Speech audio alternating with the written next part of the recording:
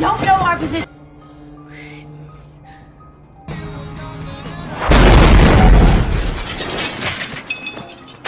तो हेलो दोस्तों, welcome to हॉररलैंड। और आज मैं आप सभी के लिए रॉन्गटर्न मूवी की कंप्लीट सीरीज को लेकर आया हूँ, क्योंकि ये मेरी पर्सनल फेवरेट मूवीज में से एक है। तो दोस्तों, मैं जानता हूँ कि आप में से बहुत से लोग इस मूवी की सीरीज को पूरा देख चुके होंगे, लेकिन ये एक स्लेशर मूवी है और हो सकता है कि हम में से कुछ लोगों ने अभी भी इस मूवी को नहीं देखा हो। और अगर आप पहले भी इस मूवी को देख चुके होंगे तो एक बार फिर से इस वीडियो को देख लीजिएगा, आपको बहुत ही ज़्यादा मज़ा आने वाला है। दोस्तों, रॉन्गटर्न सीरीज का पहला पार्ट रियल इंसिडेंट पर बेस्ड था और जब ये मूवी रिलीज हुई थी तो उस टाइम लोगों ने उन नई प्लेसेस को एक्सप्लोर करने के साथ साथ जंगलों में जाना भी छोड़ दिया था, जिससे कि हम लोग ये समझ सकते हैं कि ये मूवी कितनी ज़्यादा हॉरिफाइंग थी और इसमें दिखाए गए इंसिडेंट्स ने किस तरह से लोगों को अफेक्ट किया था। तो आइए मूवी को शुरू करते हैं। मूवी की स्टार्टिंग में हम लोग रिच और हेली नाम के दो लोगों को देख पाते हैं जो कि माउंटेन क्लाइंबिंग कर रहे थे। रिच टॉप पर पहुंचकर काफ़ी ज़्यादा एक्साइटेड था, जिसके बाद में वो हेली से भी जल्दी जल्दी ऊपर आने के लिए बोल देता है, लेकिन हेली की रोप माउंटेन रॉक्स में फंस जाती है, जिस वजह से वो रिच से हेल्प मांगती है। लेकिन उसका काफ़ी देर तक आवाज़ लगाने के बाद भी जब रिच का रिप्लाई नहीं आता है तो वो थोड़ा डर जाती है और अचानक से उसके सामने रिच की डेड बॉडी आ जाती है, जिसका ब्लड उसके फेस पर आकर गिरता है और तभी उसकी बॉडी को कोई नीचे फेंक देता है और हेली की रोप से कोई अनजान आदमी उसे ऊपर की ओर खींचने लगता है। लेकिन हेली अपनी जान बचाने के लिए रोप को काट देती है, जिस वजह से वो नीचे गिर जाती है, जहाँ पर वो अपने सामने रिच को बहुत बुरी तरीके से मरा हुआ देखती है। फिर वो वहाँ से अपनी जान बचाने के लिए भागती है, लेकिन उसका पैर एक ट्रैप में फंस जाता है और इसी वजह से वो नीचे गिर जाती है। और तभी हम देखते हैं कि हेली को भी वो किलर खींचकर मार डालता है। अब कहानी फ्लैशबैक में जाती है, जहाँ पर हमें कुछ न्यूज़पेपर की कटिंग्स दिखाई जाती है, जिसमें हम काफ़ी सारे मिसिंग लोगों को देख पाते हैं जो कि वेस्ट वर्जीनिया के जंगलों में गायब हो गए थे और उनका पता आज भी नहीं चल पाया था। और इन्हीं न्यूज़ आर्टिकल्स में हम लोग कुछ डिफॉर्म्ड लोगों की पिक्चर्स को देख पाते हैं, जिन्हें जेनेटिक डिसऑर्डर होने की वजह से उनके जीन्स चेंज हो गए थे, जिस वजह से उनका फेस काफ़ी खौफनाक हो गया था। वो जेनेटिक डिसऑर्डर होने के कारण उनके फेस के साथ साथ उनकी मेंटेलिटी भी आदमखोर वाली ही हो गई थी और वो कैनिबल बन गए थे। फिर नेक्स्ट सीन में हम लोग क्रिस नाम के एक आदमी को देखते हैं जो कि कार से अपने ऑफिस जा रहा था, लेकिन सामने वो बहुत ही ट्रैफिक देखता है, जिसके बारे में पूछने के लिए वो एक ट्रक ड्राइवर के पास में जाता है, जो उसे बताता है कि यहाँ से 1 किलोमीटर दूर एक केमिकल ट्रक पलट गया है, जिस वजह से काफ़ी लंबा ट्रैफिक लगा हुआ है। और इसके बाद में क्रिस अपने ऑफिस में कॉल करके बताता है कि यहाँ पर बहुत ट्रैफिक है, जिस वजह से वो लेट हो जाएगा। लेकिन यहाँ पर उसके फ़ोन की बैटरी ख़त्म हो जाती है और कॉल करने के सिलसिले में वो एक गैस स्टेशन पर पहुँचता है, जहाँ पर वो बहुत सी लावारिस गाड़ियों को देखता है। फिर हम लोग क्रिस को उस गैस स्टेशन के मालिक से बात करता हुआ देखते हैं, जो कि उसके फ़ोन को यूज़ करने की परमिशन मांगता है, लेकिन उस गैस स्टेशन का फ़ोन भी डेड था। जिसके बाद क्रिस वहाँ पर लगे हुए मैप में एक शॉर्टकट रास्ता देखता है, जो कि कुछ दूर जाने के बाद में सीधा हाईवे से मिल जाता है। और उसे देखने के बाद में वो उस रूट के लिए निकल जाता है और कुछ दूर चलने के बाद उसके सामने 2 रास्ते आ जाते हैं, जहाँ पर वो जंगल से होते हुए हाईवे पर मिलने वाले रास्ते पर चला जाता है।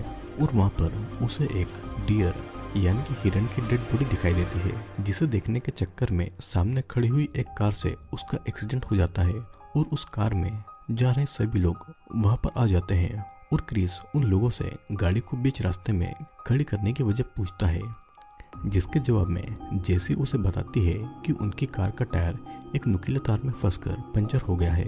और इसके बाद ये सब लोग हेल्प मांगने के लिए उसी गैस स्टेशन पर वापस जाने का सोचते हैं और फ्रेंसिन और इवान भी वहीं पर रुककर उनके सामान को देखते हैं। अभी इन्हें अपने रास्ते में एक मरी हुई स्क्विरल और कुछ लावारिस गाड़ियों के टायर जलते हुए दिखाई देते हैं, जिसे देखकर ये सभी लोग थोड़ा डर जाते हैं।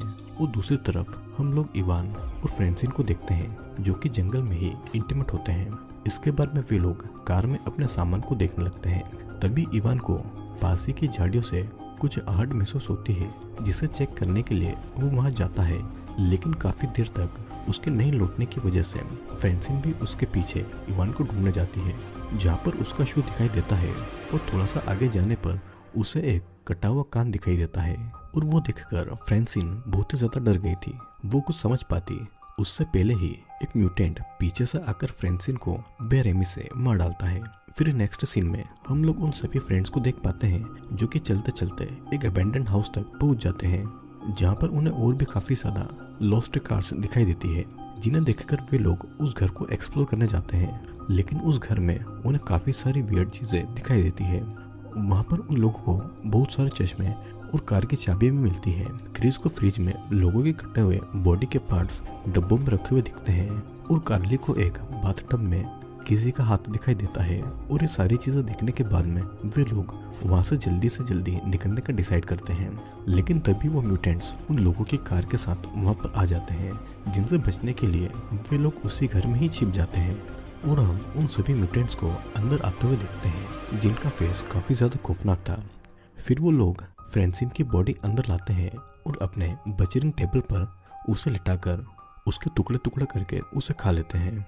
फ्रेंसिन की बॉडी को खाने के बाद ये सभी म्यूटेंट्स सो जाते हैं और मौका पाकर वो लोग उस घर से निकलने के लिए बाहर आते हैं। लेकिन जैसे ही वो गेट से बाहर जाने वाले होते हैं, क्रिस गेट पर लगे हुए ट्रैप को देख लेता है और उसे पकड़कर रोक लेता है और अपने सभी फ्रेंड्स को वहां से जाने के लिए बोलता है। ये सभी लोग वहां से जा ही रहे होते हैं कि तभी एक म्यूटेंट की नींद खुल जाती है, जिसे देखकर वो सभी वहां से अपनी जान बचाने के लिए भागते हैं। लेकिन वो सारे म्यूटेंट्स अभी भी इन लोगों को मारने के लिए इनके पीछे पड़ गए थे। फिर भागते भागते ये सभी एक जगह पर आ जाते हैं, जहाँ पर बहुत सारी लावारिस गाड़ियाँ खड़ी हुई थी, जिसके पीछे ये सब छुप जाते हैं। लेकिन तभी वो म्यूटेंट्स भी अपने ट्रक के साथ में वहाँ पर आ गए थे और उन्हें मारने के लिए वो ढूंढने लगते हैं। क्रिस यहाँ पर एक प्लान बनाता है कि वो उन सभी म्यूटेंट्स का ध्यान अपनी ओर आकर्षित करेगा और वे लोग उनके ट्रक को लेकर वहां से भाग जाएंगे। और क्रिस उन सबको आवाज लगाकर अपने पीछे भागने का ट्राई करता है, लेकिन एक म्यूटेंट अपनी गन से क्रिस के पैर पर शूट कर देता है, जिसकी वजह से वो वहीं पर जख्मी हालत में गिर जाता है। तभी उनका एक दूसरा फ्रेंड उन सभी म्यूटेंट्स को अपने पीछे ले जाने का ट्राई करता है और वो उसके गन के शॉट से भी बच जाता है। और मौका पाते ही जेसी और कार्ली उन म्यूटेंट्स का ट्रक लेकर क्रिस के साथ में वहां से चली जाती है।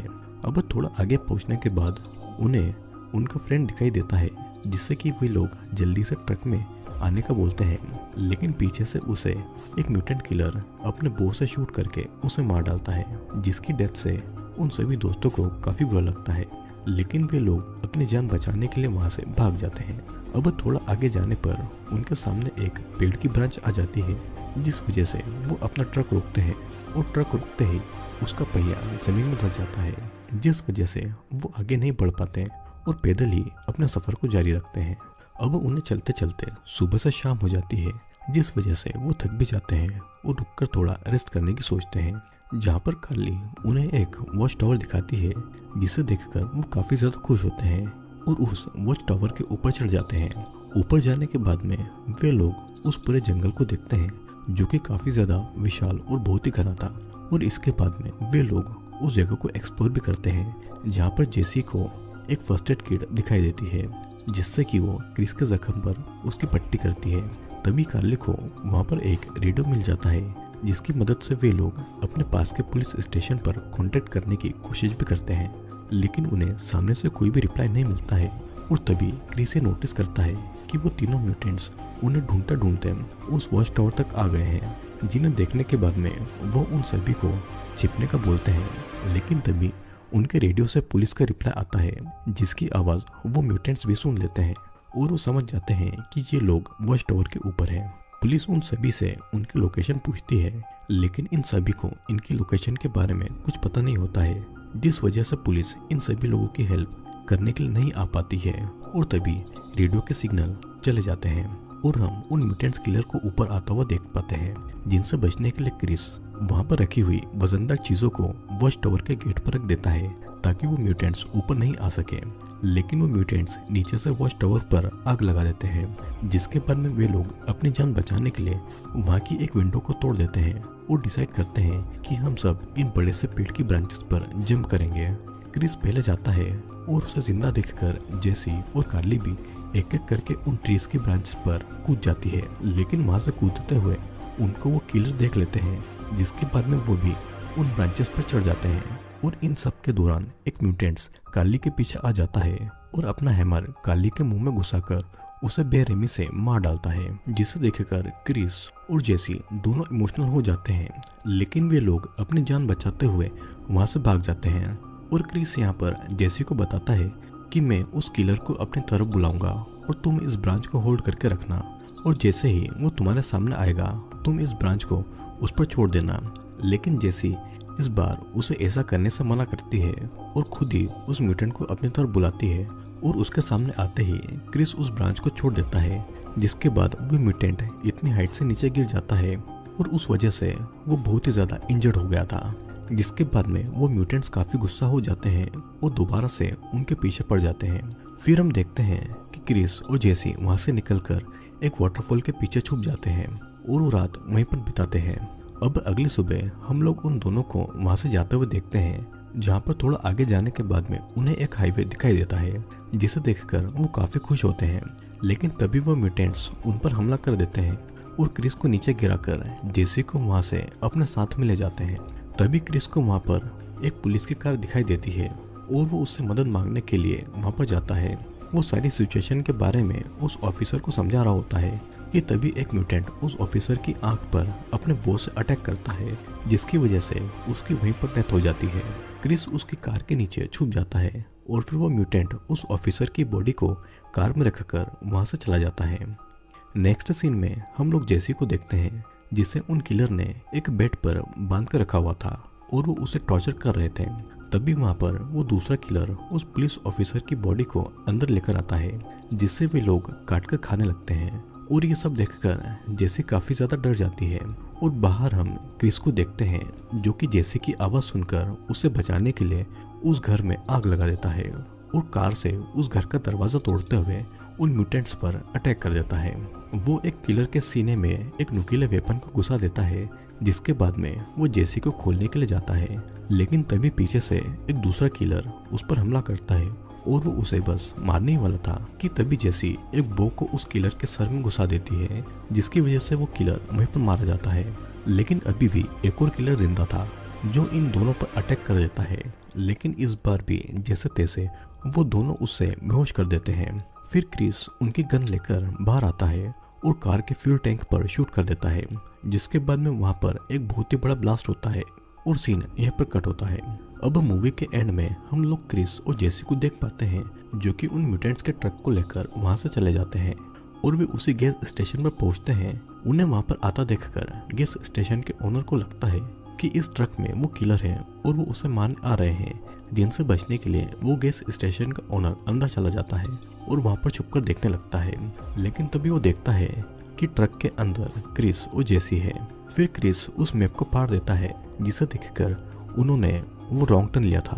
अब हमें कुछ टाइम के बाद का सीन दिखाया जाता है, जहाँ पर पुलिस उसी घर को इन्वेस्टिगेट करने के लिए आई हुई थी। लेकिन तभी एक ऑफिसर के पीछे उन्हीं म्यूटेंट्स में से एक म्यूटेंट आ जाता है, जो कि उस पुलिस ऑफिसर को बहुत ही बुरी तरीके से मार डालता है। जिसके बाद में ये मूवी उसी म्यूटेंट की खौफनाक हंसी के साथ में एंड हो जाती है। दोस्तों, आज की हमारी इस मूवी में हमने देखा कि इंसान की एक छोटी सी गलती उसे कितनी महंगी पड़ सकती है, और ट्रैफिक में कुछ टाइम फंसे रहने की जगह शॉर्टकट के थ्रू रॉन्ग टर्न लेना क्रिस को कितना महंगा पड़ गया था। दोस्तों, ये रॉन्ग टर्न मूवी का पहला पार्ट था, जिसमें अभी भी बहुत सारे पत्ते खुलना बाकी है। ये म्यूटेंट्स कौन थे और ये जंगल में क्यों रह रहे थे, ये आपको आने वाली कहानी में पता चलेगा। तो मैं आपसे रिक्वेस्ट करूंगा कि हमारे साथ में इस सीरीज में बने रहिएगा, क्योंकि आपको इस सीरीज में बहुत ही ज़्यादा मज़ा आने वाला है। और अगर आप पहली बार हमारे चैनल पर आए हैं तो चैनल को सब्सक्राइब जरूर कर लेना, क्योंकि मैं जल्दी ही आपके लिए और भी इंटरेस्टिंग वीडियो लेकर आने वाला हूँ। तो अब हम मिलेंगे अगले वीडियो में।